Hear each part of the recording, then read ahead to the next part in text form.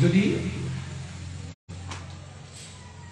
ফল, সাবু, তরকারি ইত্যাদি সেবা করা। বলছি এমন উপবাসের নাম শুনেছেন বলে কি? যে উপবাস খেয়ে করা যায়। এই পতিত পাবন অবতারে, চৈতন্য মহাপ্রভু অবতারে এমন উপবাসের বিধান দিলেন গোস্বামী গণ, যে তোমাদের উপবাস পূর্ণ উপবাস করতে হবে না, অন্তত ওই উপবাসের দিনে ভগবানকে স্মরণ করে ভগবানের অভিষেক অন্তে না পারলে তোমরা এগুলো সেবা করো। কিন্তু বর্তমান সমাজে এই শিক্ষা শ্রী গুরুদেবরা কৃপা করে শিষ্যদের প্রদান করেন না। তাদেরকে জানিয়ে দেন না এইগুলো করবে না। একটা জাগতিক কথায়, একদম জাগতিক কথায় কানে দেয় ফিস ফিস, মাসে মাসে চারা বিষ। বর্তমান সমাজে যারা গুরুবর্গ আছেন সবাই নয়,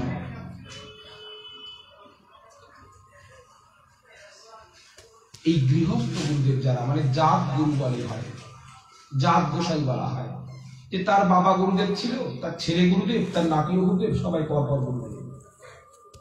এই সম্প্রদায়ের মানুষ যারা, তারা ওই সব শিষ্যদের শিখান না। তারা কি করে? শুধুমাত্র শিষ্য মন্ত্র দিয়ে ছেড়ে দেয়। তুমি দীক্ষা নিয়েছো? হ্যাঁ মা দীক্ষা নিয়েছে। কোথায়? যে অমুক যায়। কোনো আপত্তি নেই, নাও। ভালো করে বুঝতে হবে চৈতন্যের নাম দিতে ছিল কৃষ্ণদাস কবিরাজ গোস্বামী প্রভুর চরণ সিদ্ধান্ত দিচ্ছে, আপনি আচারী ধর্ম গোড়া জীবকে শিখায়। কোন আচরণ যদি গুরুদেব না করেন, কখনো সেই শিষ্য সেই আচরণ শিখবে না। তাহলে গুরুদেবের কাছ থেকে, গুরুদেবকে দেখে আমরা আচরণ অনুভব করি। আপনারা বহু মানুষ আপনাদের গোবরডাঙ্গাবাসী ধন্য, আপনাদের এই গোবরডাঙ্গা অঞ্চলে এমন একজন মহৎ মানুষ অবস্থান করছেন,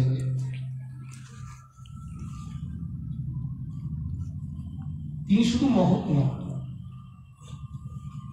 তিনি বৈষ্ণব পদ দাস বাবা। আপনারা অনেকেই তার হরি কথা আস্বাদন করতে তাই গৌর হরি হরি বল, হরি বল, হরি বল। এমন একটি মানুষ অবস্থান করছেন, উনি শুধু,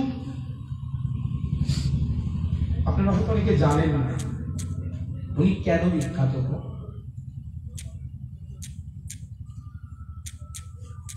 কেন এত মানুষ ওনার প্রতি আগ্রহশীল? উনি হচ্ছেন নাম পরকাষ্ঠা, প্রেম পরাকাষ্ঠা এবং পূর্ণ বিরক্ত সন্ন্যাসী।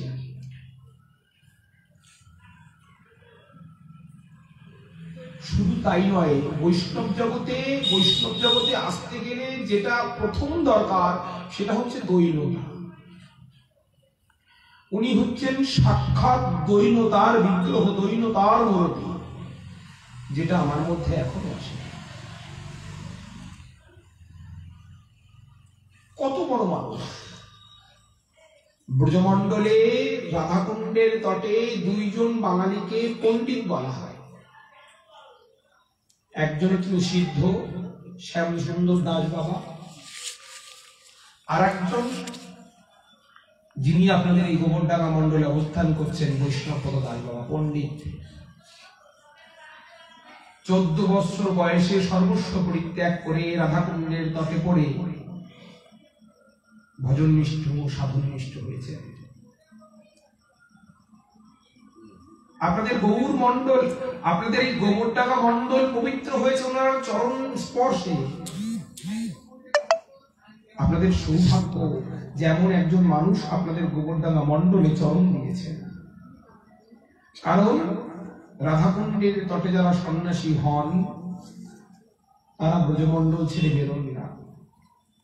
তাই গুরু বন্দরায় বলছেন, অযাচিত মোহেন পতিত এরি চো বহু যাচি দেওল হরিনাম। আমরা পতিত পতিতদের কৃপা করবার জন্য ওনারা কৃপা করে, ওনাদের চরণ কৃপা করে সেই সব জায়গায় নিয়ে যান। কিছুর অভাব নেই,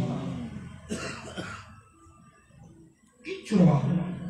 আর যার কথা বললাম পণ্ডিত শ্যাম সুন্দর দাস, ব্রজমণ্ডলে যদি কোন সিদ্ধ বাবা থাকেন, থাকবেন তো অবশ্যই, যেমন পণ্ডিত তেমন সিদ্ধদাতা। কি সিদ্ধ?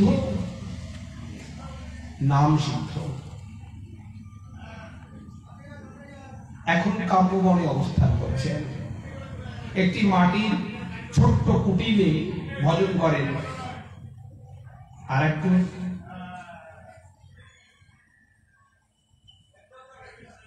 একজন হচ্ছেন বিনোদ বিহারী দাস বাবা। আপনারা ইউটিউবে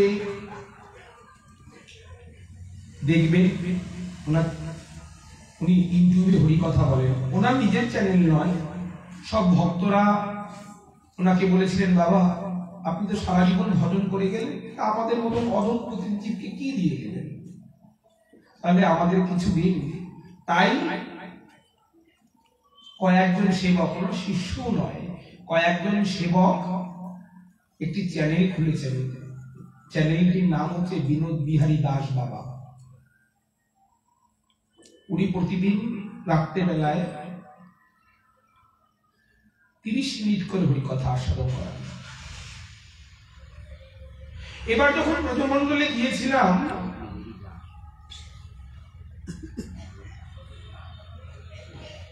ব্রজমণ্ডলে ওনার, উনি যেখানে থাকেন বিনোদ বিহারী দাস বাবা, ওনার কুঞ্জের নাম হচ্ছে প্রিয়া কুঞ্জ।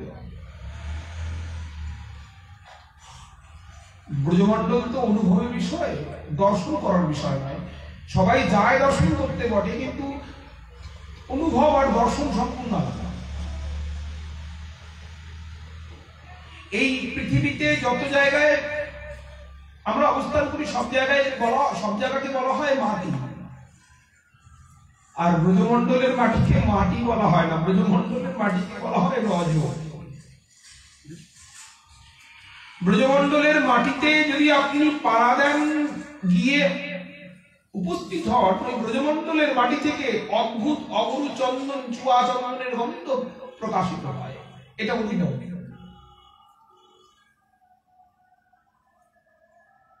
এই ব্রজমণ্ডলের একটি জায়গা বর্ষানা, যেখানে শ্রীমতী রাধা ঠাকুরানীর বাবা। এই বর্ষানার সামনেই একটি কুঞ্জ আছে, সেই কুঞ্জের নাম প্রিয়া কুঞ্জ। এই প্রিয়া কুঞ্জের যিনি এখন অধীশ্বর, তিনি হচ্ছেন বিনোদ বিহারী দাস বাবা। সবসময় তো আপনারা ভক্ত চরিত্র আস্বাদন করেন, ভাগবতের ভক্ত চরিত্র, চৈতন্য চরিতামৃতের ভক্ত চরিত্র, আপনারা তাদেরকে দেখেননি, পাঠকের বদন থেকে শুনে আমরা আলোচনা করি।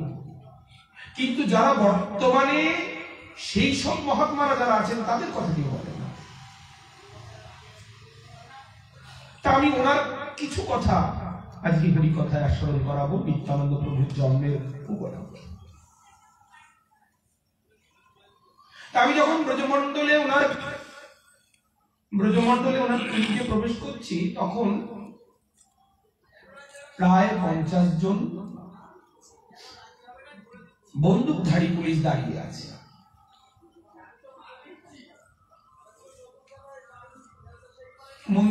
কুঞ্জের গেটটি বন্ধ। আমি কুঞ্জের গেটে গিয়ে আওয়াজ করলাম, একজন বাবা আসলেন। দৈনকাল মুক্তি, আমি কে? দরজাটা খুলে, বাবা বলুন। আমি বললাম, আমি হাবড়া থেকে এসেছি, বাবার সান্নিধ্য পেতে চাই।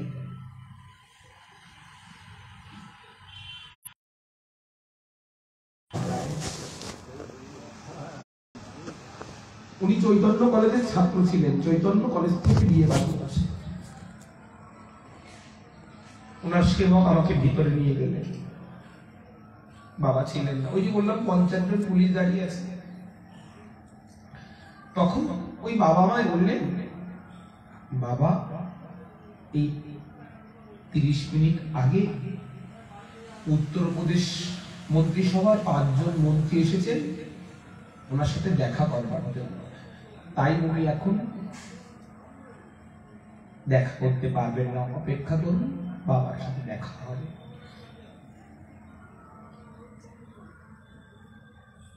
নাম প্রিয়া গুঞ্জ। এই হৃদয় মন্দিরে যখন স্মরণ হয় গুঞ্জের, আমরা গানে গাই যে বলি যে ময়ূর ময়ূরী রব কোকিলের ধ্বনি, কত সুখে নিদ্রা যাও গৌর মনোমণি। সেই দিন আমি যখন ওই কুঞ্জে প্রবেশ করছি, হাজার হাজার টিয়া পাখি বসে আছে গাছে গাছে।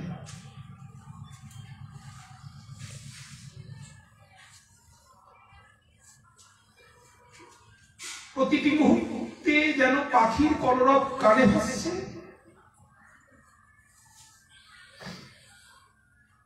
ওই কুঞ্জের উঠোনটি গোবর দিয়ে নিকানো,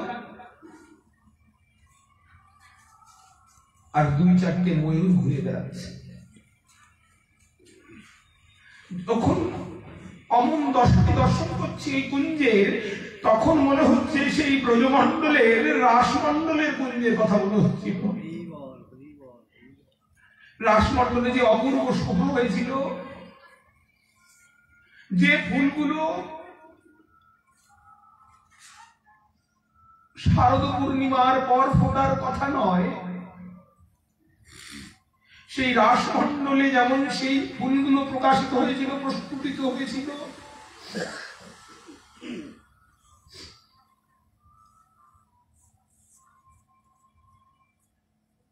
ওই কুঞ্জ দর্শন করে সেই রাসমণ্ডলের কথা মনে পড়ে যাচ্ছিল। কি অদ্ভুত!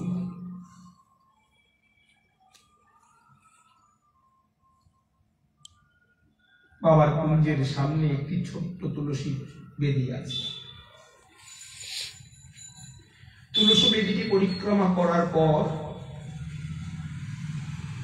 ওই প্রিয়া কুঞ্জের যে মাটি, সেই মানে রজ, সেই রজতে যখন খালি গায়ে হরিবোল হরিবোল বলে গড়াগড়ি দিলাম, তখন যেন মনে হচ্ছিল শ্রীমতী সাক্ষাৎ আমায় কৃপা করছেন।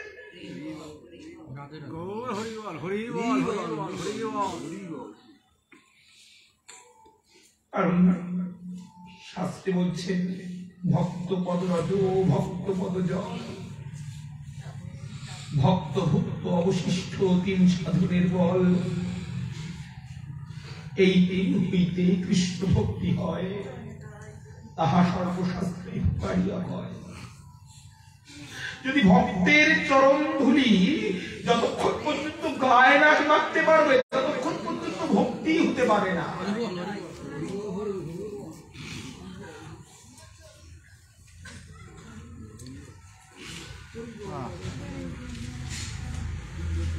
ততক্ষণ পর্যন্ত ভক্তি হতে পারে না।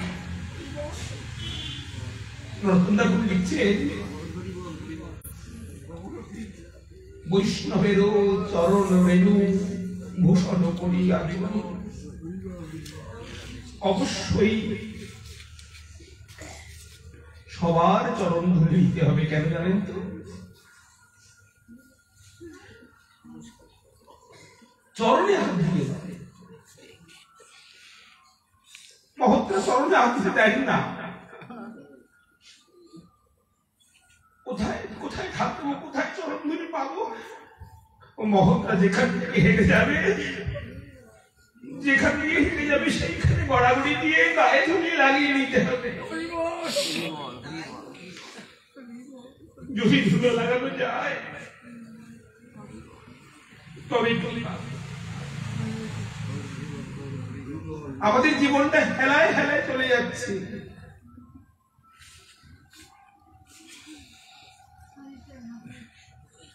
আমরা বৈষ্ণব হতে পারিনি। পদকর্তা বলছে, চতুর্বেদ সরদর্শন যদি করে অধ্যয়ন, তথাপি যদি গৌরাঙ্গ নাহি ভজে, বলে লোচনবিহীন জন দর্পরেরও কিবা তারও কাজে। চতুর্বেদ সরদর্শন যদি করে অধ্যয়ন, তথাপি যদি গৌরাঙ্গ নাহি ভজে। লোচনবিহীন জন, লোচন মানে চোখ, যদি গৌরাঙ্গ না ভজন করে তাহলে সেই চোখ থাকতেও অন্ধ। তার দর্পণ মানে আয়না, দর্পণ আয়না দিয়ে সে কি করবে? আয়না দিয়ে কি কাজ হবে? তাই আমাদের এই দেহ, তনু, মন, প্রাণ সব যদি গৌরাঙ্গের চরণে সেপে যাওয়া যায় বাবা, তবে কি হবে? প্রচুর অর্থের মালিক হতে পারবেন না, কিন্তু কখনো গোপাল যাবেন না, কখনো না খেয়ে থাকবেন না। গৌর চরণে যদি কেউ বিশ্বাস করে সে কখনো না খেয়ে থাকে না। তুমি তাই তাদের চরণে যদি বিশ্বাস থাকে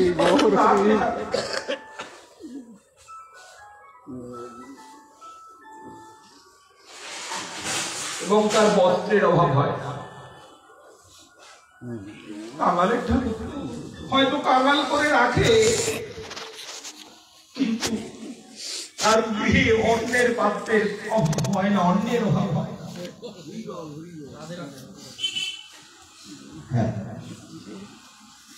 তবে আমাদের সেই দৃঢ় বিশ্বাস, সেই দৃঢ় ভক্তির খুব অভাব।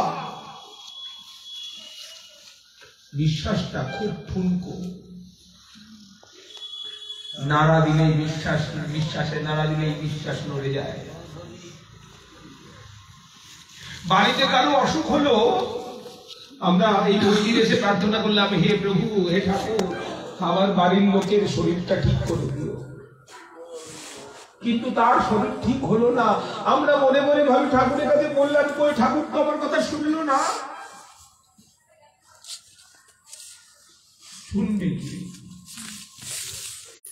আমাকে পরীক্ষা করছেন তো আমার দৃঢ় বিশ্বাস আছে কিনা। আমি তো টলে গেলাম, যখনই মনে মনে ভাবলাম যে ঠাকুর আমার কথা তো শুনলো না, তখন তো আমি দৃঢ় বিশ্বাস থেকে সরে গেলাম।